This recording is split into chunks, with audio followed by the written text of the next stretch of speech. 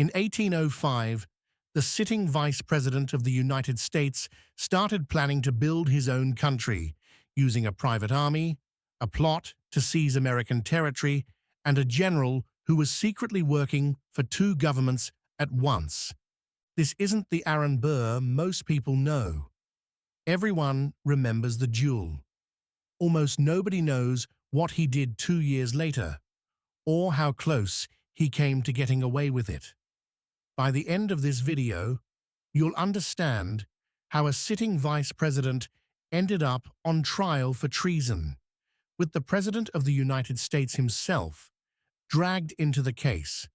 But first, you need to understand how Aaron Burr fell from the second highest office in the country to a fugitive on the run.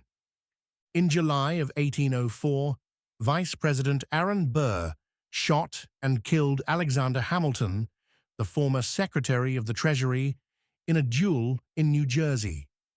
Hamilton had spent years attacking Burr's character and blocking his political career. Burr had finally had enough. The duel destroyed Burr's future. He was charged with murder in 2 states. His own political party had already abandoned him.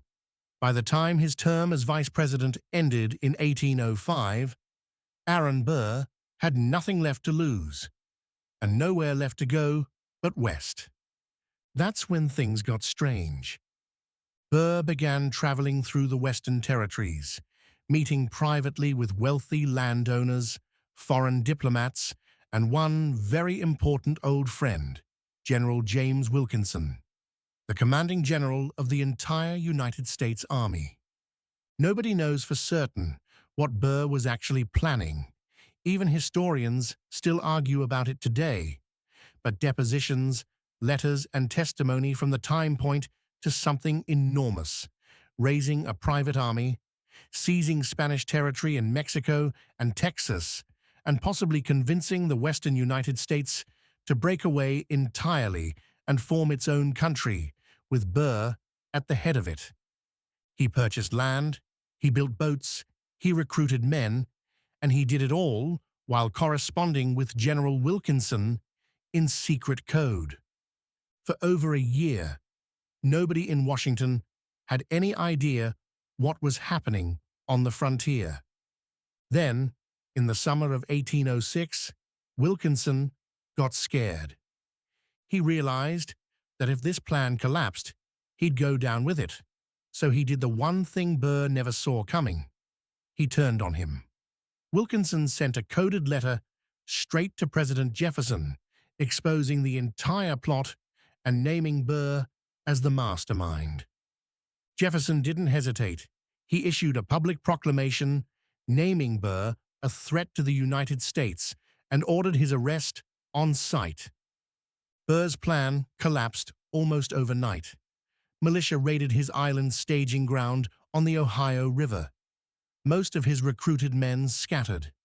By the time Burr finally gathered his remaining force, he had fewer than 100 men left, nowhere near enough for what he'd been planning. He tried to run anyway, disguising himself as an ordinary boatman and slipping into the wilderness along the Mississippi. It didn't work. In February of 1807, a local resident recognized him despite the disguise, and Aaron Burr, former Vice President of the United States, was arrested in the woods of what is now Alabama. What happened next turned into one of the strangest trials in American history. Burr was marched 1,000 miles on horseback under military guard all the way to Richmond, Virginia. The trial that followed had a cast almost too dramatic to believe. The judge was Chief Justice John Marshall, the most powerful justice in American history. The man pushing for a conviction wasn't just the prosecutor, it was President Thomas Jefferson himself, directing the case from the White House. And then Marshall did something no one expected. He issued a subpoena, ordering President Jefferson to hand over documents relevant to the case. The first time in American history a sitting president had been legally summoned in a criminal trial. Jefferson refused to fully comply, but the message was already sent. Not even the president was above the reach of the court. In the end, the case came down to one narrow legal question. The Constitution required an actual overt act of war against the United States, witnessed by at least two people, to prove treason. Burr had talked about his plans constantly, but he hadn't been present when his men gathered weapons on Blennerhassett Island, the one moment prosecutors could point to as an act of war. Without that direct evidence, Marshall ruled that the case against Burr didn't meet the Constitution's strict definition of treason. On September 1st, 1807, Aaron Burr was acquitted. He walked out of that courtroom a free man, but not an innocent one in the eyes of the public.